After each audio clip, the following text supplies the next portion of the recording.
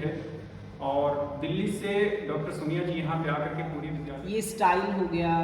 इधर से जब हम इसको ब्रेक कर बच्चे आते हैं, इसको हम ये बच्चे को ऐसे मतलब हाँ इसने और पहन इसी लिया है ना, तो बच्चे लगता है कि वो फ्लावर उनको छू रहा है, देख रहा है कि टेक्नोलॉजी से कनेक्ट करके और ज़्यादा बहुत सारी एक्टिविटी इसी से रिलेटेड रहती है। तो कार्ड बचपन से बच्चे खेलते आए हैं। एक बच्चा यहाँ पे ये कर रहा है, स्कैन करते हैं, जैसे इसमें किला का पिक्चर है, कुतुब मीनार का है, तो वो पूरा घूम आता है वहाँ। हेलो एवरीवन, इस वक्त मैं बैठा हुआ हूँ एस.एस. स्वामी इंटरनेशनल स्कूल में, जो कि पूर्णतः आवासीय विद्यालय है, पूरी तरह से इंग्लिश मीडियम स्कूल है।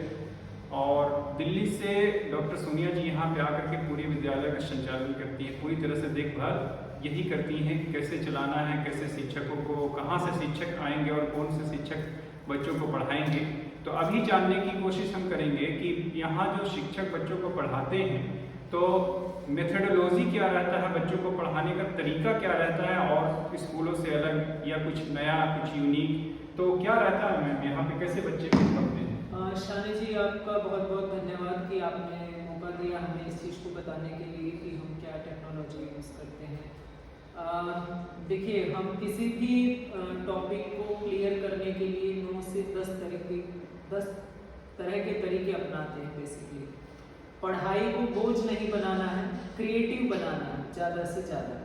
आज इतनी तकनीक आ गई है, इतनी तकनीक आ गई है कि हमारे पास जो बच्चे हैं वो एवरेज या बिलो एवरेज ज़्यादा है ना। जो थोड़ा सा खुद पढ़ने वाला बच्चा है वो तो हमारे सरकारी स्कूलों में भी नाम कमा रहे हैं, लेकिन जो हमारे पास हॉस्टल में जो पेरेंट्स बच्चा डालता है वो तभी डालता है जब बच्चा कम पढ़ने वाला हो, घर में कोई देखने वाला नहीं हो।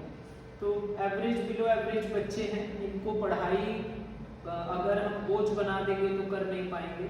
तो हम क्लास को पूरे तरीके से कंस्ट्रक्टिव बनाने की कोशिश करते हैं और 9 से 10 तरीके हम लगभग हर क्लास में एक टॉपिक को कराने के लिए अपनाते हैं। जैसे शुरुआती दौर की अगर मैं आपसे बात करूं तो बच्चे खुद पढ़ेंगे, उसके बाद एक पेयर शेयर एक्टिविटी होगी और इन सबसे भी पहले हम सबसे पहले वार्म अप एक्टिविटी कराते हैं। एक पीरियड खत्म हुआ, हम टीचर्स तो एक दूसरी क्लास में मूव कर लेते हैं, लेकिन बच्चों के लिए बड़ा मुश्किल है, बैठे बैठे वहीं बोर होते रहते हैं। तो सबसे पहले क्लास की शुरुआत होती है एक वार्म अप एक्टिविटी से, उसके बाद एक पेयर एंड शेयर का एक्टिविटी होता है। फिर पेयर शेयर के बाद हम थोड़ा सा और डीपली बच्चों को उतारने के लिए, यहाँ तक हमारे पास टीचर की कोई बहुत ज़्यादा जरूरत नहीं पड़ी, ये दोनों काम बच्चों ने किए हैं। हम इसके बाद जो डालते हैं तो हमारी नंबर ऑफ एक्टिविटीज शुरू होती है। टीचर का रोल आता है एक फैसिलिटेटर की तरह, है ना। टीचर सेंट्रिक क्लास नहीं होना, स्टूडेंट सेंट्रिक क्लास बनाना है हमें, जहाँ बच्चे ज़्यादा से ज़्यादा करें, वो खुद करेंगे तो बहुत ज़्यादा सीखेंगे, है ना। तो उसके लिए फिर हम प्रोजेक्टर का इस्तेमाल करते हैं, AR/VR बॉक्स है, स्टैंड बॉक्स है। हमारी जनरली प्रैक्टिकल के लिए जो टॉपिक जिनमें हमें लगता है कि हम प्रैक्टिकल इस्तेमाल करके करा सकते हैं वो करते हैं, ऑगमेंटेड रियलिटी का प्रयोग करते हैं। और इसी तरीके से आप देखेंगे 8 से 10 तरीके। तो जैसा कि आपने बताया कि काफ़ी तरीके के तरीकों को अपनाते हैं शिक्षक यहाँ पे, तो मैं जानना चाहूँगा कि कुछ हम लोग इस वीडियो के माध्यम से लोगों को बता सकते हैं, अभिभावकों को बता सकते हैं कैसे कैसे बच्चों को आप लोग पढ़ाते हैं? हाँ, हमें बहुत खुशी होगी और मैं हमेशा चाहती हूँ कि देखिए, बच्चों से ज़्यादा शिक्षित होने की ज़रूरत हमारे अभिभावकों को है। स्पेशली इस क्षेत्र में मैं ऐसा महसूस करती हूँ, क्योंकि जितना हमारे पेरेंट्स को नॉलेज रहेगी वो अपने बच्चों को किसी स्कूल में एडमिशन दिलाने से पहले इस चीज़ का पूरा ध्यान रखेंगे। और हमारे यहाँ जो टीचर भी आते हैं तो उनको हम प्रॉपरली पहले टीचर को भी ट्रेनिंग देते हैं, ट्रेनिंग देने के बाद हम इन चीज़ों पे उनको अपॉइंट करते हैं। तो चलिए मैं आपको थोड़ा सा एक एक्टिविटी दिखाऊंगी। अभी मैं 6th क्लास में हूँ, तो 6th क्लास में हमारे बच्चे बैठे हैं। आज हम इनका एक getting to know more plants के चैप्टर के बारे में रीडिंग हो रही है। अभी हमने एक टॉपिक बच्चों को दिया है पढ़ने के लिए, एक टॉपिक ये बच्चे पढ़ेंगे। इसके बाद इन बच्चों की जब ये टॉपिक लगभग हाफ डन हो जाता है तो हम आते हैं पेयर एंड शेयर एक्टिविटी पे। बच्चों डन हो गया है तो आप लोग आगे आइए, पेयर एक्टिविटी।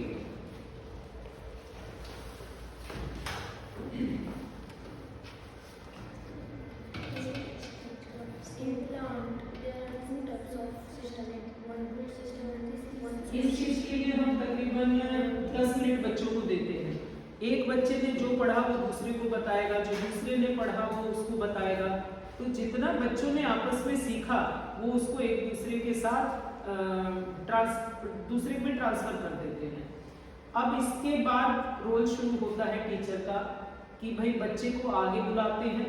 आगे आके बच्चों ने आपस में उस टॉपिक में से कितनी इंपॉर्टेंट चीज़ें समझ ली या कोई छोड़ दी, एक एक बच्चा अपनी प्रेजेंटेशन देता है और टीचर नज़र रखता है कि भाई इन्होंने कितना % चीज़ें छोड़ी हैं या बताइए। एक बच्चे ने थोड़ा छोड़ा, दूसरा कवर करता है, तीसरा, चौथा, फिर भी लास्ट आते आते तक आप मैं आपको यहाँ पे रोकना चाहूँगा मैम जी, क्योंकि हम लोग जो देखते हैं बच्चे जो रहते हैं एक क्लास में बच्चे कम से कम यहाँ पे 50-60 बच्चे रहते हैं, तो उसमें ये पॉसिबल है क्या कि सभी बच्चों को यहाँ पे लाया जा सके?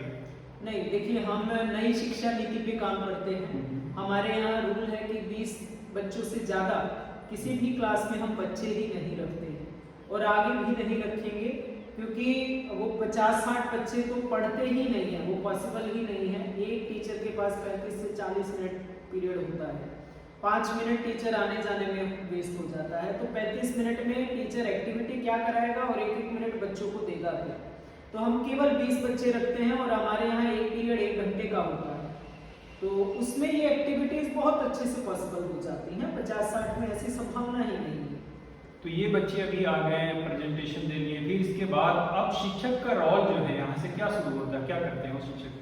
शिक्षक का रोल ये रहता है कि बच्चों ने जो बताया उसमें अगर कुछ इम्पोर्टेंट पॉइंट्स छूट गए हैं तो उनको टीचर एक्सप्लेन करेगा। जैसे मैं कुछ देखना चाहूँगा, आप लोग कैसे करते हैं? हाँ, तो टीचर ने कुछ एक्सप्लेन किया। एक्सप्लेन करने के बाद सबसे पहले हम लोग अपना प्रोजेक्टर पे ओपन करते हैं। प्रोजेक्टर में क्या है कि बच्चे ने किताब में पढ़ लिया, आपको उसको एक वीडियो की तरह इसमें देखता है, तो जब आप कोई पिक्चर देखते हैं तो वो बहुत दिनों तक ध्यान रहती है ना। तो वैसे ही बच्चे जब इसकी वीडियो पूरी देख लेते हैं तो वो उनके दिमाग में और ज़्यादा अच्छे तरीके से बस जाती है। प्रोजेक्टर देखने के बाद हम फिर एक प्रैक्टिकल कराते हैं। जैसे अभी आज हम जो टॉपिक पढ़ा रहे हैं ये getting to know more plants है और इसमें हमारा टॉपिक फ्लावर के बारे में चल रहा है, ये आप देखेंगे तो ठीक है। मैं चाहूँगा कैमरामैन थोड़ा और नज़दीक आकर के इसको दिखाएं। जी, ये फ्लावर के बारे में है। तो अब इसमें हम लोग क्या करेंगे कि हमें बच्चों को पार्ट्स ऑफ फ्लावर के बारे में बताना है। तो पार्ट्स ऑफ फ्लावर में बच्चे को बुला के नज़दीक से ये हम एक एक फ्लावर इन बच्चों को देते हैं और उनको बताते हैं कि जैसे ये स्टिग्मा हो गया, ये स्टाइल हो गया। इधर से जब हम इसको ब्रेक करते हैं ऊपर से तो यहाँ से ओवरी वाला पार्ट आ जाता है, ठीक है। इधर ये पेटल्स हो गई और ये इधर सेपल हो गई। तो इस तरीके से एक एक पार्ट्स को फ्लावर के हम जब बच्चे को दिखाते हैं तो वो रील से रियल में जुड़ जाता है उसके साथ। ये ऐसे करके जब बच्चा छूता है, देखता है ना, तो वो लाइफ टाइम याद रखेगा। इनमें से अगर 10 नाम हैं तो 6 नाम तो वो बिल्कुल ही नहीं भूलेगा, उसको याद रहेगा कि हाँ मैंने ये कभी सीखा था। तो ये प्रैक्टिकल हो जाता है। इस प्रैक्टिकल के बाद हम लोग दूसरी भी कई चीज़ें इस्तेमाल करते हैं। हमारे यहाँ AR/VR बॉक्स का हम बहुत इस्तेमाल करते हैं। ये AR/VR क्या करता है कि आपको बिल्कुल चीज़ों से जुड़ आपस में कनेक्ट कर देता है ना। तो बच्चे आते हैं, इसको हम मैं चाहूँगा एक बच्चा यहाँ पे आए और थोड़ा सा अर्नव आइए आप। हाँ, इसको आप ऐसे पहनाइएगा बच्चे को। ये बच्चे को ऐसे मतलब हाँ, इसने और पहन लिया। कुछ वीडियोस वगैरह, इसमें वीडियो क्या, इसमें हम पूरा प्लांट्स के बारे में कुछ चल रहा है ना। तो बच्चे को बिल्कुल ऐसे फील होता है कि बिल्कुल ओरिजिनल फ्लावर है। बहुत सारे फ्लावर हम यहाँ पे नहीं दिखा सकते, बहुत सारे प्लांट्स हम बच्चे को नहीं दिखा सकते हैं, लेकिन इसमें बच्चे को ऐसा लगता है कि वो सब प्लांट्स फ्लावर उनको छू रहा है, देख रहा है, तो और ज़्यादा डीपली कंसेप्ट क्लियर हो जाता है ना। दे दो बेटा। इसके बाद अगला एक और भी हमारी सिस्टम रहता है। हम स्टैम का बहुत अपने यहाँ इस्तेमाल करते हैं। ये क्या होता है? ये बेसिकली साइंस, टेक्नोलॉजी, इंग्लिश और मैथमेटिक्स, 3 सब्जेक्ट के लिए यूज़ होता है। साइंस, इंग्लिश, मैथ के लिए कि टेक्नोलॉजी से कनेक्ट करके कैसे और ज़्यादा इंटरेस्टिंग बच्चों को बनाया जाए। आजकल बच्चों को इंटरेस्टिंग बनाना है, खाना खिलाना है तो पिज़्ज़ा को इंटरेस्ट बनाना है ना, ऐसे ही पढ़ाई को इंटरेस्ट बनाना है। तो इसमें आप मानिए कि कोई भी टॉपिक हम करा रहे हैं तो उसमें ये कार्ड्स होते हैं, ये 5 कार्ड हैं, इन पे लिखा रहता है। तो एक एक कार्ड हम 5-5 बच्चों में डिवाइड कर देते हैं, 5 बच्चों में ये कार्ड चले जाते हैं। कार्ड पे बहुत सारी एक्टिविटी इसी से रिलेटेड रहती है, तो वो बच्चे अपनी अपनी एक्टिविटी को करते हैं। और सबसे इम्पॉर्टेंट बात क्या है कि कार्ड बचपन से बच्चे खेलते आए हैं, बुक से अलग कुछ उनको हाथ में लगता है तो लगता है हाँ बड़ा अच्छा है ना। और इसमें बहुत नोट्स रहते हैं पूरे चैप्टर की, ऐसे कंक्लूड समरी 3-4 पॉइंट में, जिनको बच्चा इसके इंटरेस्ट में आके अच्छे से समझ भी लेता है और याद भी कर लेता है। तो ये स्टैम्प बॉक्सेस का हम बहुत अपनी पढ़ाई में इस्तेमाल करते हैं शानी जी। इसके अलावा मैं एक और चीज़ आपको बताना चाहूँगी कि कौन सी किताब? हाँ, ये ऑगमेंटेड वर्चुअल रियलिटी है। इसमें बेसिकली क्या है कि कुछ टॉपिक को और ज़्यादा इंटरेस्टिंग बनाने के लिए, जैसे एक बच्चा यहाँ पे ये कर रहा है, हाँ, इसमें क्या है कि इसको हम स्कैन करते हैं, जैसे इसमें पिक्चर दिए हुए हैं जी। तो ये स्कैन करके ना, जैसे मैं अभी थोड़ी देर पहले आपको बता रही थी, तो इस पिक्चर को जब हम स्कैन करेंगे किसी भी पिक्चर को, तो आपको ऐसा लगेगा कि आपका बच्चा पूरा लाल किला का पिक्चर है, कुतुब मीनार का है, तो वो पूरा घूम आता है वहाँ, है ना। कैसे रंग की दीवारें हैं, कैसा क्या है, वो सारी की सारी बच्चे में फील आएगा। 3D इमेजेस बन जाती हैं कि वो बच्चा देख रहा है कि बिल्कुल एक रियल हो जाता है कि वो कुतुब मीनार ही जैसे घूम के आ गया हो। ये सभी टॉपिक के लिए नहीं होती, जो मुश्किल टॉपिक हैं थोड़ा उनके लिए होती है, लेकिन मैं समझती हूँ कि बच्चे को ये कंसेप्ट जब होता है तो बहुत अच्छे से क्लियर हो जाता है।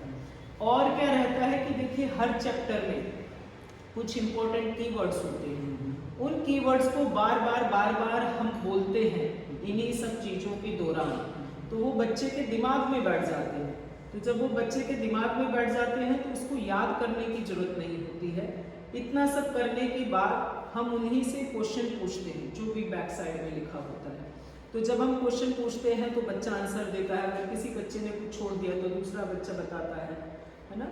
तो इतना आपको क्लियर हुआ जो मैंने बताया? बिल्कुल क्लियर हो गया। इसमें बच्चे थोड़ा सा, अब क्या है कि बच्चे को काफ़ी कुछ दिया जा रहा है तो डम भी फील होते होंगे। कुछ एक्टिविटी वगैरह भी आप लोग कुछ रखते हैं क्या? हाँ, एक्टिविटी हमारी हर क्लास में सबसे पहले हम लोग जब शुरू कराते हैं क्लास तो वार्म अप एक्टिविटी से शुरू कराते हैं। मैं चाहूँगा कि एक बार बच्चे यहाँ पे आकर कुछ दिखाएं। हाँ, मैं अभी बच्चों से आपके सामने एक बॉल की एक्टिविटी होती है, बड़ी इंटरेस्टिंग एक्टिविटी है, और बच्चे उसमें बेसिकली टीम वर्क और कंसंट्रेशन बच्चों की बहुत शार्प होती है, एकदम एक्टिव होकर बच्चे लगते हैं। बेटा एक बार आओ जरा, हम लोग एक्टिविटी करते हैं, बॉल एक्टिविटी। ये बॉल है, मैं दे रहा हूँ इसके एक बच्चे को। हाँ, आगे नाम लीजिए।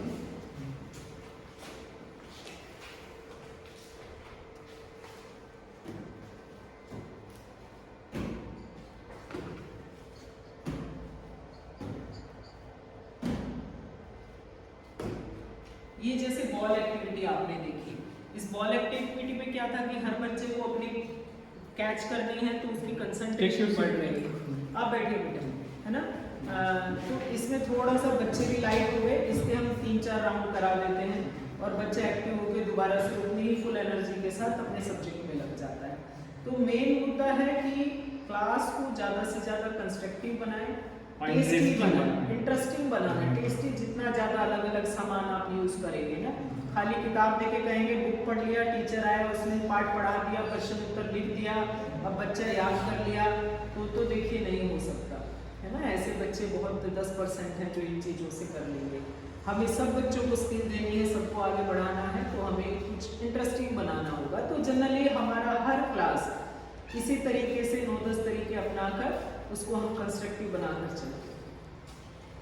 काफ़ी अच्छा लगा, और ये टीचिंग मेथोडोलॉजी के बारे में डॉक्टर सोनिया जी बता रही थी और काफ़ी कुछ इन्होंने बताया। 9-10 तरीके की एक्टिविटी के साथ अगर किसी भी बच्चे को पढ़ाया जाए तो सबसे बड़ी चीज़ है कि उस बच्चे के अंदर वास्तविक ज्ञान तो होगा ही, वो कनेक्ट हो जाता है, है ना। आप कहीं से भी कुछ थोड़ा छूटा तो प्रोजेक्टर ने कवर कर लिया, कुछ और छूटा तो प्रैक्टिकल ने कर लिया, कुछ छूटा तो ऑगमेंटेड ने कर लिया, फिर कुछ छूटा तो AR VR ने कर लिया, स्टैम ने कर लिया, है ना। कुछ बच्चों की अपनी एक्टिविटी ने कर लिया। तो हॉस्टल में ही ये फायदा हो सकता है क्योंकि यहाँ 24 घंटे बच्चे हमारे पास हैं, हमारे ऊपर दबाव नहीं है कि नहीं जी 30 मिनट में आपको सिलेबस खत्म कराना है, तो हमें ट्यूशन वगैरह का उस हिसाब से ज़रूरत नहीं पड़ती है। हम प्लान उसी तरीके से करते हैं कि हमारी कंस्ट्रक्टिव क्लास है, थोड़ा टाइम लगेगा लेकिन बच्चे बड़े खुश रहते हैं। लेकिन अभिभावकगण तो ज़्यादा आपसे ये पूछते होंगे, जहाँ तक मुझे लगता है, कि बच्चे को कितना पहाड़ा याद होगा, बच्चा कितना मैथमेटिक्स में क्या क्या सोल्व कर पा रहा है। तो उन पेरेंट्स को क्या, और बहुत सारी चीज़ ये है कि जनरल नॉलेज से कि ये कौन था, वो कौन था, ऐसे था, मतलब बहुत सारी चीज़ें जो ऑलरेडी हो चुकी हैं, तो उसको कैसे पेरेंट्स के दिमाग से निकालिएगा और कैसे उनको बता पाइएगा कि ये शिक्षा आज के हिसाब से ज़रूरी है, वो शिक्षा नहीं। देखिए, मैं अपने यहाँ पर कोशिश करती हूँ कि महीने में एक बार पेरेंट्स मीटिंग जरूर करूँ, और मैं अपने पेरेंट्स को भी शिक्षित करने की पूरी कोशिश करती हूँ कि आज समय बदल गया है। और सबसे बड़ी बात है कि देखिए, मोबाइल ने बड़ी क्रांति ला दी है। बिहार भी अब वो बिहार नहीं रहा। मैं गांव में बैठी हूँ, लेकिन मैं देखती हूँ हमारे गांव में भी स्मार्टफोन इस्तेमाल हो रहा है, तो उससे जुड़ के लोगों को पता चल रहा है कि देश दुनिया बदल रही है ना। देश दुनिया बदल रही है तो पढ़ाई के तरीके भी बदल रहे हैं। वो बात नहीं है कि हम खाली पुराने ही सिस्टम को याद रखें। और हम लोग फिर से, और तब तक के लिए